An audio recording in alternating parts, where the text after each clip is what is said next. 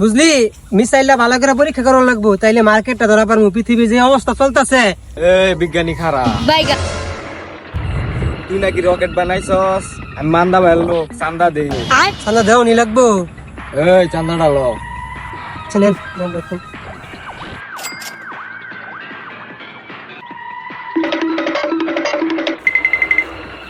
এই বিজ্ঞানী খারো, শুনলাম তুই নাকি রকেট পরীক্ষা করবার যাইতাছস। আমি আতুরি ভাইয়ের লোক, চান্দাটা দিয়া তারপরে রকেট পরীক্ষা করবার যা। ভাই মান্দা ভাই লোক তো চান্দা লয়ে গেল একবার। এই বেশি কথা কবি না, আতুরিটা দেখছস নাহের ভিতরে মেরা নাক বুসা বানালে তাড়াতাড়ি চান্দা দে। এই চান্দাটা লো।